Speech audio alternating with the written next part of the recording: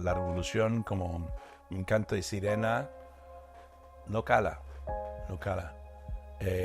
Mira Argentina, teniendo una sociedad con una izquierda bastante fuerte, ¿no? Votó a Milei, el nuevo revolucionario en Argentina. No es Che Guevara, es Javier Milei.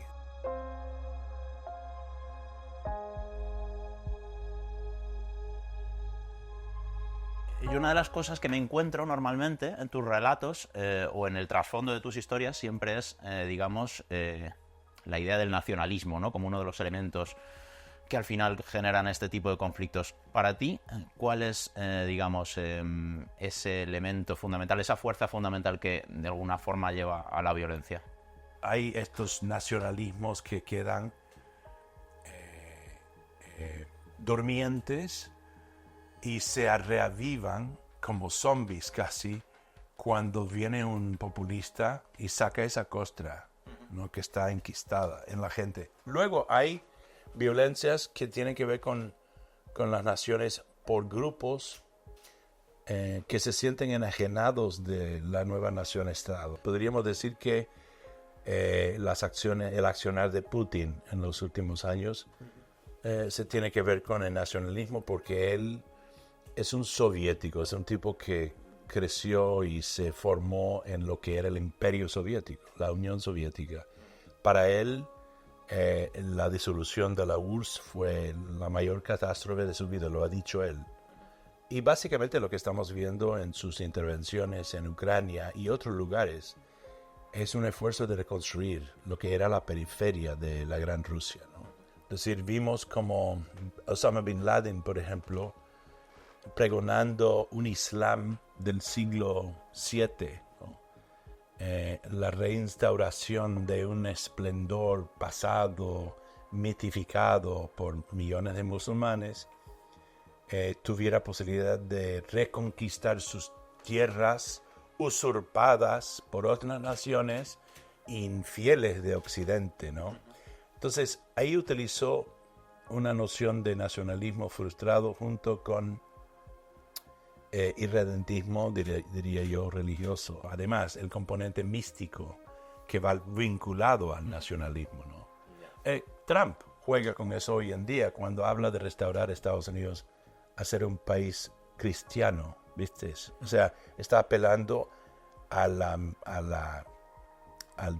sector blanco que se identifica como los originarios, los fundadores de Estados Unidos. De alguna forma, usted que ha seguido mucho esas figuras revolucionarias, de líderes casi místicos revolucionarios, de alguna forma él, digamos que ha reinventado ese concepto del guerrillero, del revolucionario, lo ha reinventado hacia casi hasta darle la vuelta. Casi, aunque sí, para alguna gente él es el revolucionario, ¿no? O sea, la derecha sin duda tiene el dinamismo ahora por ser un poco el pregón, el modelo del rompesistemas, ¿no? Pero en realidad es un reaccionario, ¿no? Él reacciona, él ha reaccionado ante una situación que él identifica como el colapso o digamos el deterioro de un imperio que érase una vez grande y hay que hacer unos actos drásticos para hacerlo grande de nuevo. Eso es reactivo, no es revolucionario. ¿Qué es lo que ha ocurrido y de qué manera la izquierda no ha sabido leer esos procesos y sigue un poco atorándose para saber interpretarlos? En esencia, yo creo que el gatillo, el detonante más crispado y notable es toda esta cuestión de política identitaria. En un y otro país he visto como ese aspecto, aunque no parece ser lo más importante, ha sido un factor determinante en las elecciones. De Bolsonaro, seguramente de Milei, no me consta del todo de que eso fue pero sí, en muchos lugares. Desde Orbán a Trump, a Milei, pasando por Bolsonaro, y acá todos los que buscan revertir la orden liberal hablan mucho de la política identitaria. La derecha ha sabido weaponizar, para utilizar el término en inglés, un poco la dejadez o la falta de músculo por parte de la liberalidad en defender sus principios o en explicarlos bien y convencer a una mayoría de la población de que, mira, no es tanto así, pero es así, asá, asá, ¿no?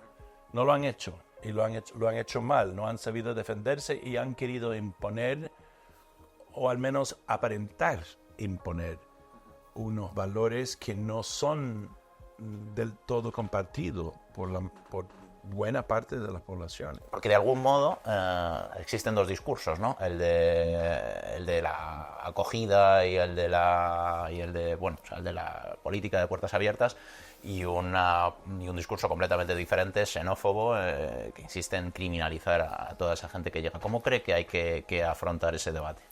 Esta polarización en torno a los migrantes es lo que ha disparado las ultras, ¿no? En estos años.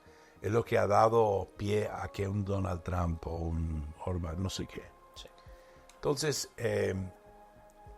a mi juicio, los discursos de los países occidentales que reciben y están hastiados con la migración, pero que mantienen un discurso endeble, blandengue, sin nunca llegar a una solución. Vivo en Inglaterra.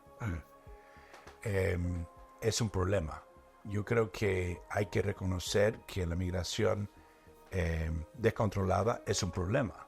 Más allá de que si uno compadece o siente compasión o empatía para la gente como tal.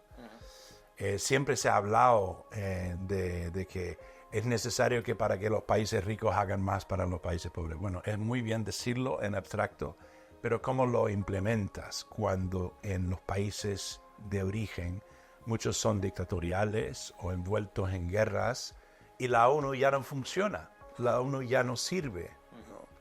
El sistema multilateral que hemos creado en la posguerra es un barco que se hunde. Y en lugar de eso tenemos Trump, tenemos Orbán, tenemos los otros que buscan cerrar la reja, ¿no? Y algún que otro político, entiendo que aquí en España ya nos falta hay pocos en Europa que dicen, venga nomás. Merkel lo hizo. Yeah.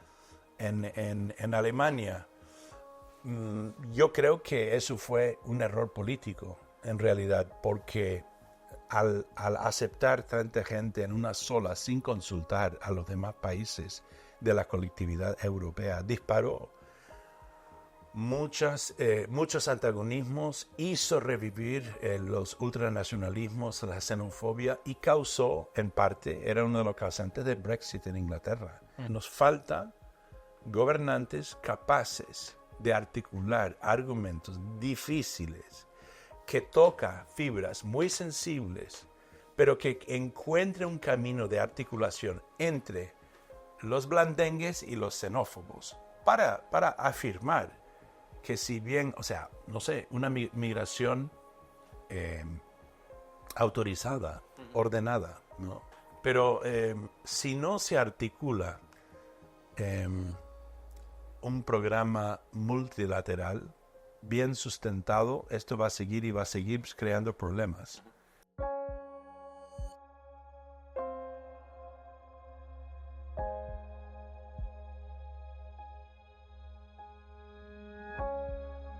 ...50 años de la muerte de Franco, y usted más o menos a la mitad del camino, cuando escribió aquella famosa biografía o aquel famoso perfil sobre el rey Juan Carlos I, venía a decir de alguna forma que teníamos una relación con la monarquía no del todo madura, ¿no? Algo así. O sea, decía que tendíamos a sobreprotegerla y que nuestra democracia era más fuerte de lo que nosotros mismos nos pensábamos. ¿Cómo cree que hemos evolucionado en este tiempo? ¿Hacia dónde cree que hemos ido?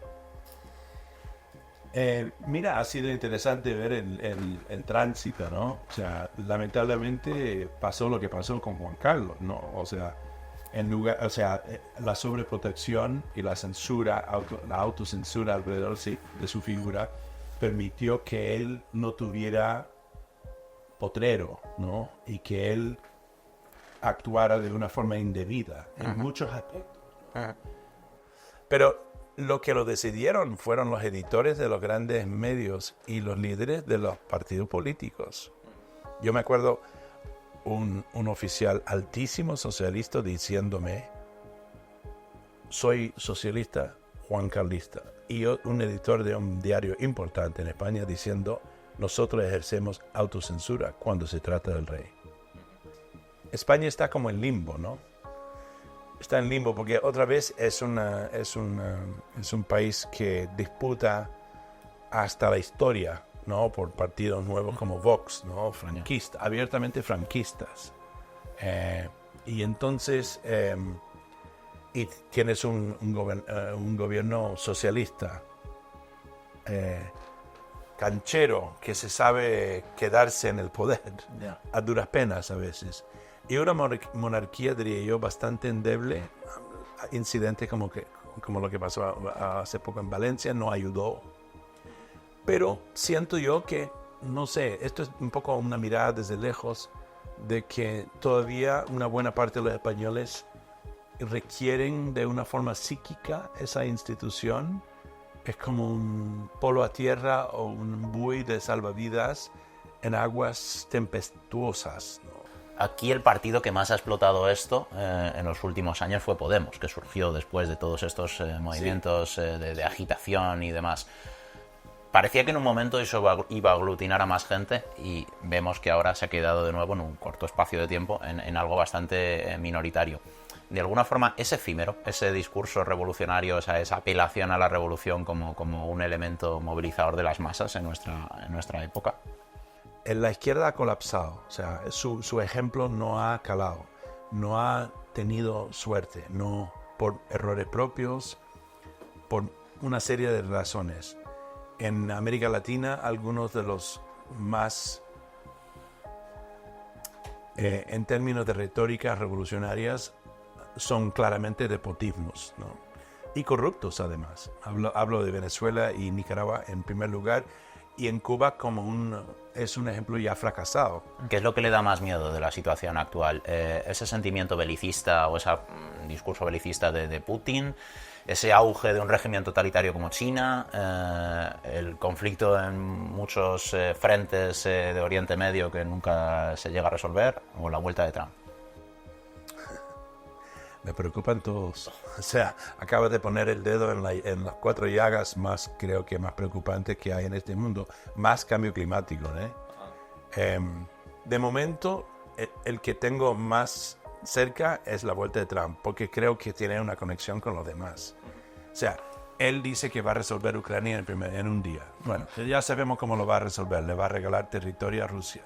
Y Putin va a sentirse agraciado y va a volver a sentirse guapo y en unos años más volverá a hacer lo mismo, o bien con Ucrania o bien con otros países de otras formas, ¿no? China, con todo esto, no sabemos bien cómo van a reaccionar ante Trump 2, pero es preocupante que gente en Occidente hablan abiertamente, y los chinos también, de la guerra futura con China. Es decir, puchica, ¿en qué mundo vivimos? Yeah. Si la implosión del mundo por el cambio climático es inevitable y los que llegan al poder son negacionistas del cambio climático y además hablan abiertamente sobre la guerra próxima con China, ¿a qué mundo vamos?